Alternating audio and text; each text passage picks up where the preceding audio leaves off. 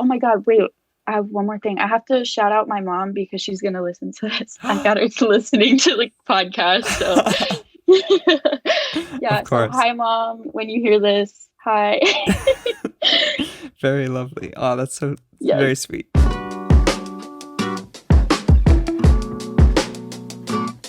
Hi, I'm Brad. Where are you calling from? California. I'm from San Diego. I'm calling from Fredericksburg, Virginia. And wherever you are, welcome to Blond Radio.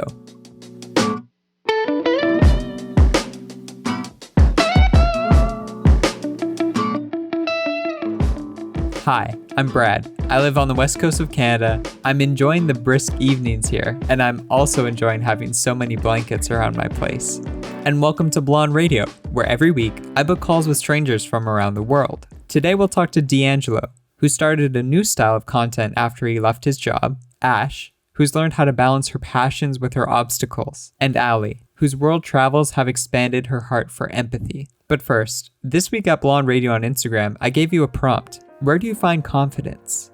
Here's what you had to say. Hey Brad, I'm Asa calling from Idaho in the US, and I get my confidence from when I can still look at myself on my not so good days and still find value in myself, whether that be through my looks, my talents, just knowing that I'm still worth something even when I feel like everything's against me. That gives me my confidence. Hi, I'm Muskan and I'm from Belgium. My confidence comes from music and myself somewhat way. I love when I see people smiling because of me. I love how they laugh because of me, and it makes me feel confident. Hi, I'm Sophie. I'm calling from Caracas, Venezuela. I find my confidence from seeing all that I have accomplished. If you do the exercise and take a step back, look at your life from another perspective, you'll see that you've made it this far, and you're so good and you're so passionate at what you do. So you continue doing it. Hi, I'm Guy, calling from Israel, and I find my confidence by just pushing myself to work harder and being consistent. If you're consistent with something, you'll see improvement over time, which will get you confident about whatever it is that you're doing. Hello, Brad. My name is Shinji. I'm calling from Argentina. The way that I find confidence is thinking about the future. Because if I want to try something like asking someone out or making a move on someone, if I fail, will it matter to me in 2 months? That's always what I think. I understand that 2 months might be much, but 2020 has flown through us. It's already December 2020. Time is but a concept right now. So if anything, if it won't matter to me in 2 months, I just try it. The best thing to do to yourself. That way, if you fail, you don't take it as hard. Thank you for listening to me. Thanks to everyone for submitting the responses, and we'll hear more answers throughout today's show.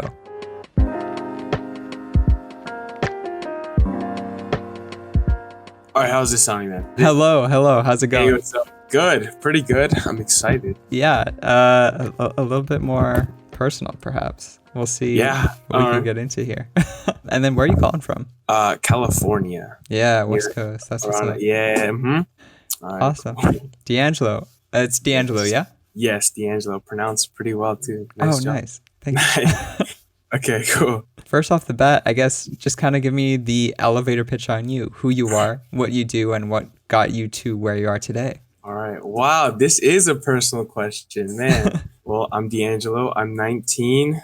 I'm making, videos right now on TikTok currently. What kind of pushed me to start making videos is when I quit my job I just I was like, I don't want to do this. I don't like this job. So I kind of backed off there and I was like, okay, I kind of want to focus on this. I just kind of started making videos. At first it was really just little dumb, little whatever. And then, people sort of cool, this is kind of cool. I was like, oh, nice. They kind of like it too. So that's just where I am now, I guess. Yeah. And it's crazy to me that your account is still relatively on the smaller side in comparison to other creators who are doing similar things to what you are, because your stuff is popping off, man. I really enjoy it. Thank you. Appreciate it. And when did you know even further back that video was something that you were interested in? When did that click for you? It's always been prominent in my life ever since I was pretty young. I always just liked making dumb little videos or just doing something. I always wanted to be doing something with video. When I got into high school, I kind of backed off, but I was always just juggling with it, always messing around. And then senior year, is when I was like, yo, I gotta like start making some more videos. Like it's fun to me. And like up until recently, I've been kind of like trying to make videos with like messages or something. That's what I want to start doing, at least. Make videos with like positive messages, because there's a lot of just like the cliche negativity in the world. I'm like, yo, I want to stay away from that. But yeah, that's very cool. And as far as your videos, how do you justify putting the level and amount of work that you do into some of them? One of your most recent ones that stands out, the Earl sweatshirt one. There's so many blink and you'll miss it little details, especially on TikTok, where attention is just, it can be lost in a single scroll. Like, what pushes you to go that extra mile? I think it's my own selfish tendencies. I just like, I make it and I'm like, I want to feel good about this. So I make it and I'm like, oh, I like how this feels. And I'm like, okay, if anyone else doesn't get it, that's fine. I just really enjoyed putting the effort in here. Like I could tell myself, I'm like, oh, this is, this has like good amount of effort. I pushed myself. I like try to make it better with each and every video. So that's kind of like how, I don't know. Yeah. Have you always been creatively inclined growing up? Yeah, I'm always just doing random stuff. It kind of died a little bit during high school because it was just like a weird time. But when I was growing up, I'd always just like making stuff. I'd always make like, I was like one of those little meme kids. So I'd make a bunch of memes. Yes. It was always fun. So yeah. Totally. And what made you realize that like TikTok could be such a creative space? As you were previously speaking to, and if you go back through your videos, there's a pretty clear transition point where it kind of goes from a more casual thing to a bit more intentional. Yeah, it was, it's funny because at first I was on like that bandwagon that was like, yo, TikTok is stupid. Yeah. It's like, I remember I loved Vine so much. Vine was so cool. It was like, it was such a good app. And then, a few years later it was gone. And then Musically, right? It was Musically. It was a bunch of dances. I was like, what is this? I was like, why are they dancing like this? And then after a while, I was like, fine, I'll try it out. I'll try this out. I'll see how it is. And then I was like, yo, these people are funny on here. They really are. They're funny. They're all creative and they're all crazy. And then after a while, I started using it. And the algorithm is so crazy because I get like videos that are just curated for me. I'd be like, what is this? And then I just like got into it. Like they just kind of sent me a bunch of videos that were like directed towards like how I am at the moment. I'm like, I really like this. And it's really cool because everyone has their own like little community within their own following, which I really love. Yeah. But that switch just kind of happened randomly. It was when I like quit basically. I was like, I want to start, just making videos because I haven't had time. So I made some on my phone. Then I got the camera. And then I think it just kind of little snowball effect from there. I can't wait to see where you end up. Thank you. What about you, man? Because I remember, I think I found you when I like first got into TikTok. It was like at first, it was like the cliche, just random TikTok dances. And then I started getting like cool like videos. And then you popped up. I was like, what is this, dude? I was like, what is it? I was like, dude, this is beautiful. Because like all of your, all the podcasts were just great. All the messages were just sick. I was like, this is so nice. Totally. I remember thinking, I was like, I want to go on that podcast. I was like, dude, it would be so sick if I get on there. I mean, I'm glad we can make it happen. Yeah, that's awesome. Yeah, as far as making art and working with people, at least from your account and your profile, it's very much a solo venture. Do you have people in your life that you feel you can collaborate with, or at least like they understand your work? At the moment, I do have some people, like my close friends. They're kind of busy sometimes. So I'm like, okay, but we're trying to make it work. Yeah. But TikTok has opened like an insane amount of doors for collaborations. Like there's people who are like, hey, I'd like to make a music video with you. I'm like, what? How did you find me? Just because of this account? It's just crazy.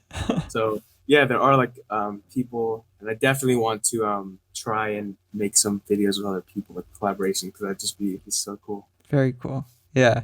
I'd say like take it all away, the followers, the likes for me, but like the people that I've met through this app have just been ultimately so life-changing. Yeah, they're all amazing. It's crazy how one single app can just like, transform someone's life. True. And I was on that bandwagon too. I thought TikTok was dumb as hell before I got on it. It looked goofy. I was like, what is this? And then all of a sudden, these random people are just making you happy. I'm like, what? Exactly. What? It's so crazy. Awesome. Deangelo, I want to thank you for taking time every day to speak with me. But in closing, I was wondering, what advice would you give to someone who's trying to make art but isn't seeing the return on an audience? How do you stay motivated to keep on creating when maybe the views and spotlight isn't there? It's a pretty good question, because that was not struggling, but dealing with that Mhm. exact situation. I was, posting and I wouldn't really get a lot of views. I was like, whatever. But I think not being too hard on yourself on what you make, the motivation will always be there. I think if you really love the craft and just kind of dive into like every aspect that goes into the art, if you're drawing, you're making videos, making music, when you fall in love with that aspect of making it, it just makes it like 10 times more fun. Even if you don't get that return on investment, the likes, when you do it for you, when you do it, when you really enjoy making it, it makes you happy. That's probably ultimately like the best thing you would want. So, Yeah. And I think it shows. I think the creators I most identify with and I enjoy the content, they're people that they're putting their heart into their work, and it totally shows.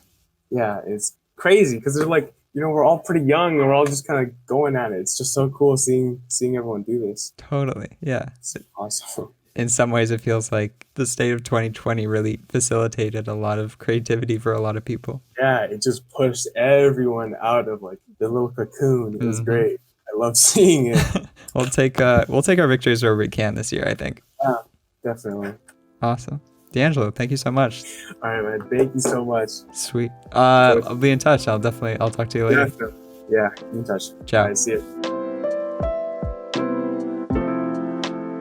Hi, my name is Omar. I am calling from Iceland. I guess my confidence really just comes from other people, for example, my friends or family, saying that they like my art. Just gives me so much confidence, and that's basically what I live for. When to see the joy that my just art or anything joy that I bring to people is just brings me so much confidence, and I really appreciate all the support that they give me, and that's what I live for, to be honest.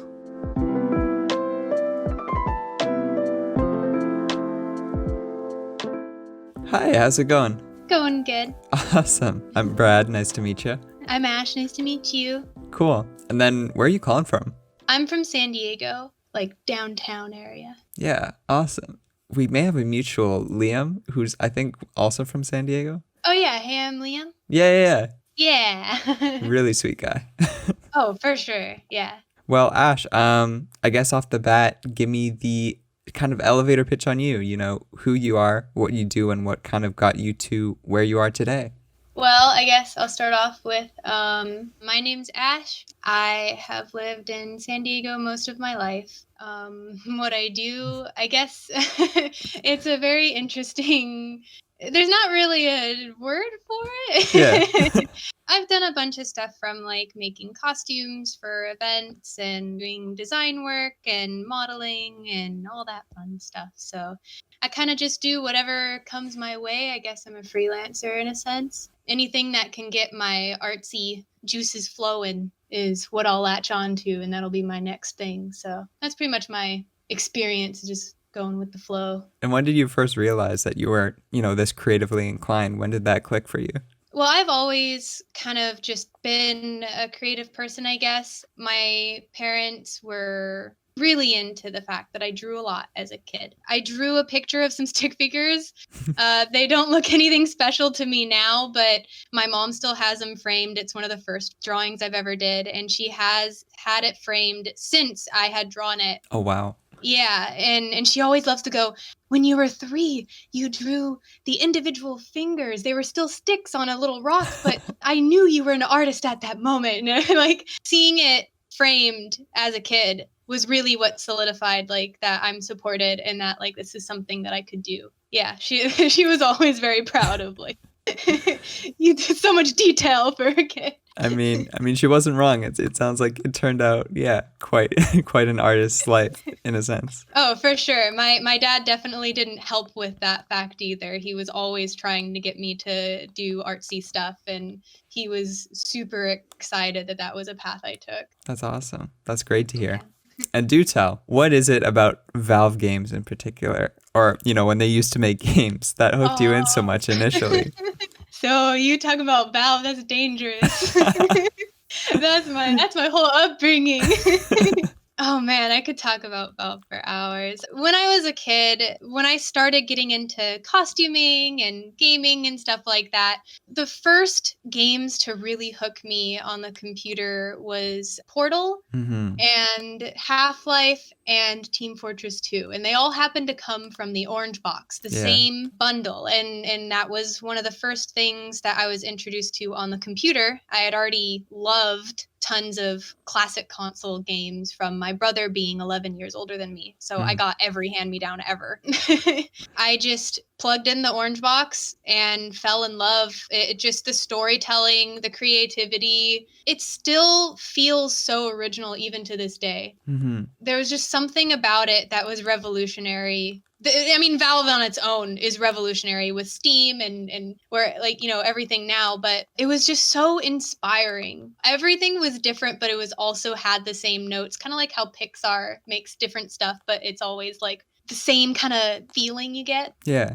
I don't know. I could talk about it for hours, but I saw that work and fell in love with the games and fell in love with the community and the people within that community. It just was a huge, inspiring step for me to work there one day. That was like the biggest drive for so long, was just anything Valve related got me excited to move forward. And so it was really close to my heart for a long time.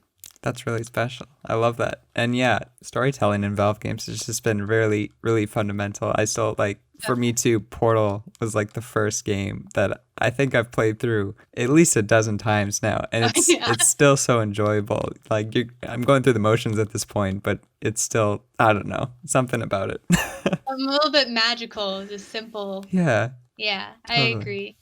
Awesome. And then about sort of costuming and cosplay and that community, what's the feeling of putting on a persona? How much of that is giving yourself over to the character? And then, you know, on the flip side, how much of that is you exploring that space? Man, yeah, cosplay in itself is a way for you to kind of express yourself. When you cosplay, you're typically finding characters that you can kind of relate with, usually, or ones that you really, really enjoy. The whole process of dressing up as that character and like all that goes into it, like the multiple jobs that go into making a costume. When you put it all on after, and, you know, you've got this love for this character and, you know, this connection to it, and you see yourself, you don't see yourself anymore when you're looking in that mirror. Right. You see the character that you love and that you possibly could have been obsessing over for a long time. Who knows? You become that character. Like, that's no longer you. You kind of get to have an escape from reality and be like, oh my God, I can do anything that this character does, like, you know, morally, and like depending on the character. Yeah. And you know, act it out on TikTok or like do photography, and like you could be really proud of that and like feel the whole environment. I don't know how to explain it without sounding vague and weird and almost like, just feel the vibes, man. But like that's pretty much what it is. Like, you don't have to get too crazy about it. It's really just, you know, becoming something that you love. Mm-hmm. And weirdly enough, I think it helps you love yourself more and gain confidence in ways that you haven't before. Even though you're putting on that kind of like filter of a different character, you're still expressing that excitement, that love, that like, oh my gosh, to yourself in that mirror. It's a really nice, comforting feeling too. You know, you kind of learn to love yourself a bit as you're, you know, making these things. That's incredibly special. And yeah, as you're speaking to the sort of abstractness of it, it might be one of those things that, you know, you just have to try to sort of fully get your head around. Yeah. I can't tell you. I've got a friend who isn't into cosplay, but she likes it, but she hasn't done it herself a lot. Right. In the few times that I've been able to sit her down and put her in an outfit and, you know, do her makeup and stuff, you can really see a joy and like a kind of childlike essence when she puts it all on. You know, it's like dressing up as a kid again. Yeah. And you get that kind of like wholesome giddiness and just that like, it's not me, whoa. If anyone's curious about experiencing that feeling, even just doing like a crazy makeup or like putting yourself in some fun outfits that you find at Goodwill, like just get the feel of being different than what you do every day. It's really nice. It's really refreshing. Yeah. Mix it up a little.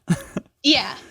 For sure. And, you know, like, okay, going forward, the cosplay community can be very social, you know, even online. And that's not to mention all the events. How have you handled that, you know, while being diagnosed with a panic disorder. How do you make those two things work together? Man, you really do your research.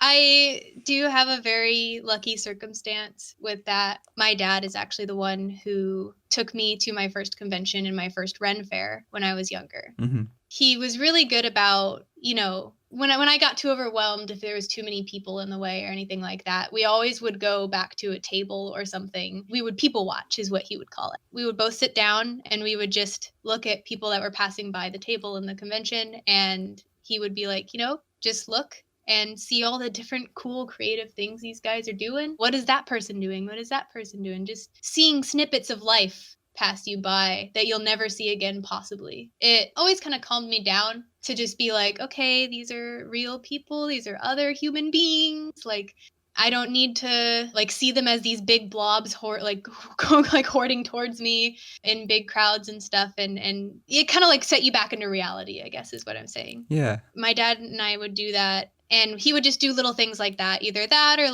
reading a book or making sure I had my sketchbook so I could draw something if I got overwhelmed. And he taught me those little lessons for if it got too crazy at a con. That's really cool. These little grounding mechanisms. That's very special. My dad, every human has their own flaws and their own situations, and they're human, right? But man, my dad, I genuinely feel was one of the most aware, grounded, kind people you could have ever met. That's so special. I'm glad that you were able to have that experience growing up. I feel extremely blessed to be able to have that. I know not everybody else is able to. That's something that I constantly look at and go so lucky. I feel like I would be a different person if I didn't have my parents to guide me. For sure. That's really beautiful. Yeah. Ash, thank you again for taking time out of your day to speak with me. But in closing, what advice would you give to someone who's not fully comfortable in their own skin? Yeah, you spoke to this a little bit, but in or out of cosplay and costuming, you strike me as someone who's, found a really certain level of confidence. Where does that come from? Well, it came from a lot of growth over time. It's definitely not something that happens overnight. And sometimes when you feel like you're pretty confident, just wait a few months and then you'll look back and you'll be like, wow, I don't know. I guess the best advice I could give is society nowadays has really taught the world to look at other people and compare yourself to those people. It's literally our society is to constantly compare, and we're always busy, so we can't even give our time for ourselves. So try your best to just take a minute, see where you are. If you have a mirror, look in the mirror and just be like, this is me, this is my world, and I gotta focus on me. I gotta treat myself. Gotta get a few smiles here and there, because there's no reason to compare to anyone else. For sure. Everybody is unique and beautiful in their own way. That includes you. Finding the love for yourself can be hard, especially with everything, ads and everything telling you otherwise, but it's about giving yourself that time to reflect and to learn and to grow and to love yourself. I like that because, for better or for worse, I've always thought of it as I'm the only person I'm 100% guaranteed to be stuck with for the rest of my life. Exactly. So it's in our best interest to make sure that we have a very healthy relationship with ourselves. Yeah, it's so funny how you have to find that out growing up. Instead of it just being taught, it's for so long you're like, oh, I wish I could be this person. Oh, I can't wait to be like this or do this. And it's like, well, look at where you're at now. Yeah. Look at the little things. Go on a walk around your neighborhood. Look at the architecture. Look at the little decorations that people put on their houses, in their lawns. See the little things they enjoy. You've got those things too. So care for yours as well, Totally. Ground yourself, as we would say, perhaps. Yeah. Yeah. Awesome. Decorate your little house with the things you love. Oh, so great.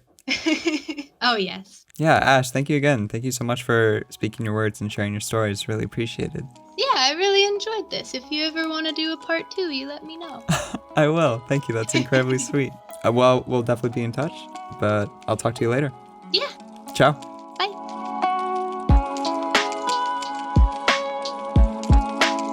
Hi, my name is Ryan. I'm calling from Detroit, Michigan. The way that I find confidence is putting 100% into everything I do every day, no matter what people say or what the outcome is.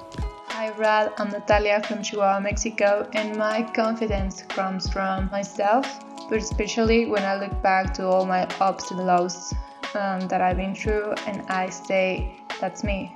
I'm that person and I can do so much more. Thank you for listening.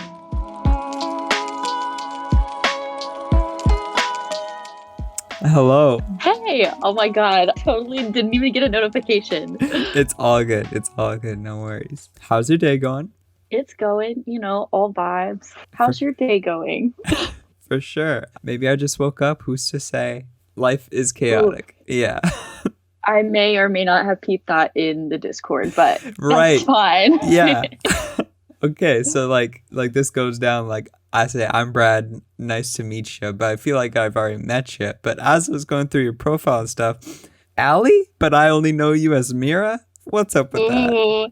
Ooh, I have a secret. No. Okay, so when I first joined the Discord, it was just through the Among Us, right? Right. And I had my name on there as Mirawo, which is just a saying in Puerto Rico. Mm-hmm. Like, you see a guy on the street that you know, and you're like, hey, Mirawo, and then they say it back, whatever. It's a thing with my friend group. That's okay. That's very interesting. Well, I'm really excited to meet Allie. Yeah, for sure. This is super exciting. Awesome. And then where are you calling from? I'm calling from Fredericksburg, Virginia. Very cool. Well, Allie, I think first off the bat, give me the elevator pitch on you, who you are, what you do, and what sort of got you to where you are today. Ooh, I've been waiting to answer this question. So I'm Allie. Mm-hmm. I am a college student studying for international affairs, and I'm also getting a degree in geography. Mm-hmm. I work at a grocery store. Yeah. It's not super interesting until you really get to know me. So yeah. Those two things, like going to school for international studies and geography and then working at a grocery store, that's like so many of the people I grew up with, like my friends here. So it feels quite homey to me. Oh, yes. We love it. Awesome. Do tell, what's the draw to meeting people online? You're in the Discord server. You just jumped right in. You start playing Among Us with us and you've become this part of the community. I'm always tagging you if we got a game going. What's that about? Oh, yes. I love getting the notifications. I'm like, I'm loved. I joined other Discords like in the past, but I never really like was that involved. So I was like, all right, quarantine is like happening and I can't really go out and meet people or anything like that. So I actually make an effort to like have conversations and get to know people that are outside of my bubble. Mm-hmm. So I was like, all right, I'm going to at least tell these people to drink water every day and send a good morning post. That was the goal. And I mean, I've talked to Violeta in Argentina and like all these other people from the Discord. It's just been really cool. That's really sweet. You know, I'm not sure if it's the same for you, but at least for me growing up, it was always super like scrutinized. It's like, don't meet people online, and it's heavily stigmatized. God, yeah. And obviously you spoke to it, like COVID has put a lot of in-person social events on hold. So, you know, I think that is a factor. But then do you think there's any other reason, or do you think people are sort of starting to realize that like, hey, online's not all that bad? You have to have a different like type of trust when you meet people online too. Mm-hmm. You have to trust that these people aren't lying to you and they're not someone they say they aren't or whatever. LOL, mirror to Allie, but whatever. So kind of like having that mutual trust, especially in the community that's based around being empathetic, mm-hmm. that's just something that's special, and you can't create that off the bat when you meet people in person. Yeah. You kind of just see this person's face and you're like, oh, they have to be them because they're real. But, ooh, Lord knows. There's a lot of trust that goes into it. Yeah. Now, from your message you sent me, for only being 19, I've gone through a lot of valuable life lessons. I feel like I have a slightly different perspective to offer others. That it felt like there was something behind that. I was curious as to what maybe you were alluding to there. Oh, yes. There's so much to unpack in that, to be honest. But I'm actually, when I sent that was a couple months ago. So I'm 20 now. And happy belated. I appreciate it. I'm 20. I've been to 3 different countries now, all of them being like third world countries. And I mean, I've gone through a lot of life lessons, in the States as well, like just, relationship stuff or whatever. But I feel like where I learned more lessons that people don't really understand is from these countries, because I go there and I do missions work and stuff like that. You see in movies and stuff, like these islands are so beautiful and everything's cool and people will speak different languages and the food is great and all that stuff. But when you actually get into the community, you don't realize how bad it is and how romanticized everything is. So I just kind of like found my passion in that and used that to fuel the rest of my future, I guess, just to go with it and get all these degrees and everything. So I think that's just how I gained a different perspective. And all I want to do with my life is show people like, hey, there's other stuff out there, be appreciative of the other things and like what you have now. Seriously, they say, appreciate what you have because there's people that don't have anything. And I can attest to that. There's really people that don't have anything and they're way happier. But to make a long story short, I appreciate that. And, similarly, I grew up in a very, and not saying that missions work is restricted to, religious environments, churches, whatever. But the church I grew up in, we did a bunch of mission work. We built over the course of some years, 3 houses in Mexico for families in need and stuff like that. And it is so important to realize that and especially now more than ever, there's a whole world outside your bubble, and it's very easy to take things for granted. We have magic taps in our houses that unlimited water. That's insane to think about. Right? I mean, I think this podcast kind of plays into that role too. There's other people. Sure, we are kind of on the same level. You can flick on the light and get electricity and connect on the Discord, but also we have such different experiences too. Mm-hmm. I know you talked to a couple people from South Africa, and I understand the difference between Johannesburg and stuff like that because I've studied that and the development in that area and stuff. Hearing what they've gone through, and I'm making that connection. I'm like, oh yes, I can hear it from somebody who's actually there. Mm-hmm. So, super cool. People live in their lives everywhere. Insane to think about. Hard to tackle, and really not a priority of capitalism, unfortunately. Oh man, yeah, it's really crazy for sure. Were those trips what sort of inspired you to find an interest in international studies? Oh my God, 100%. Yes. Yeah. Okay. In 2016, I went to Cuba. Right, off the bat, I noticed you see all these buildings that are broken down and nothing, the government controls everything, so nothing is great.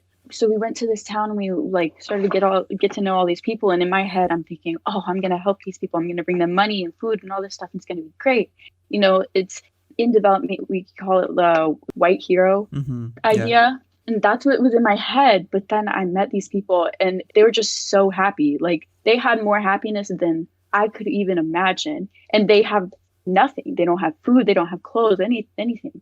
So I used that strive for happiness to kind of fuel everything that I wanted to do. I was like, oh, I'm going to be a politician, do all this stuff and help create policies between the US to help development stuff. Then, this past election happened. I was like, no, I'm not going to do that.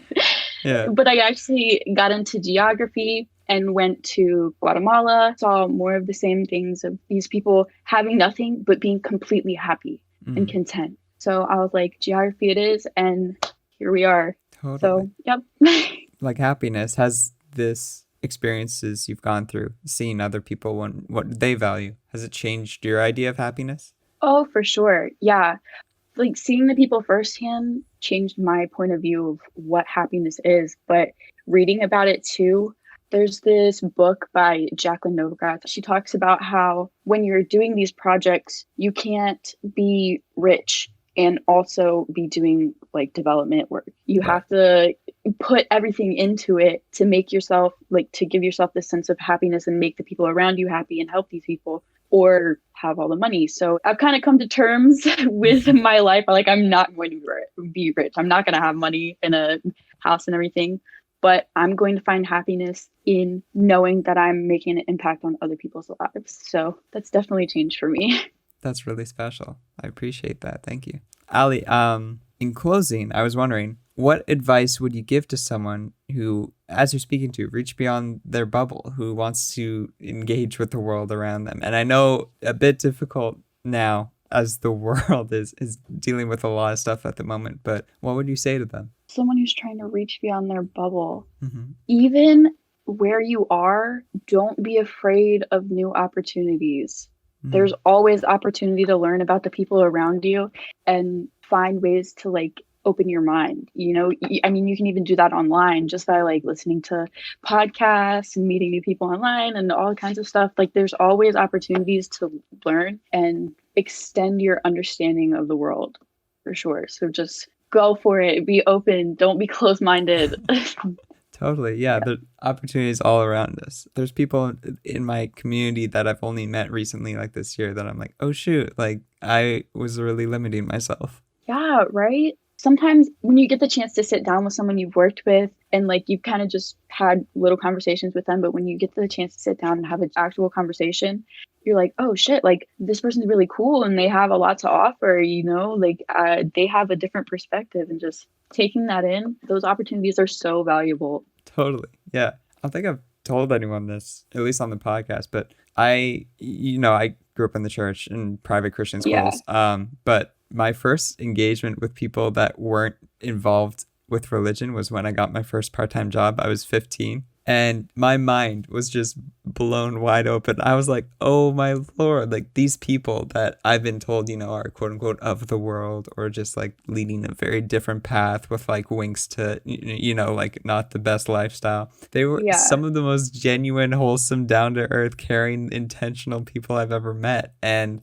yeah, it's all about that first step, and intentional or not, you've got to find space for it if you can. That is so totally relatable.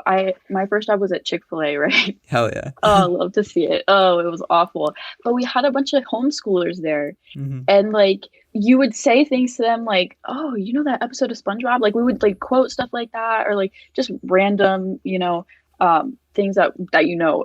Pop culture, yes, yeah. like you think, yeah, pop culture. That's what I'm looking for. They would just go right over their head, and they're just looking at you like, you sound dumb right now. And I'm like, no, listen, it makes sense. I promise. Totally. It's just, I can imagine. Yeah. Yeah, and that's the power of perspective, getting new info. Hell yeah. For sure. Awesome. Well, Allie, thank you again. Thank you for doing this and sharing. I appreciate you reaching out and like making this podcast. It makes my day. Oh, too kind. Thank you so much. All right. I'll catch you on the Discord. Yeah, we'll definitely speak to you later. Sweet. Ciao. Sweet. Bye.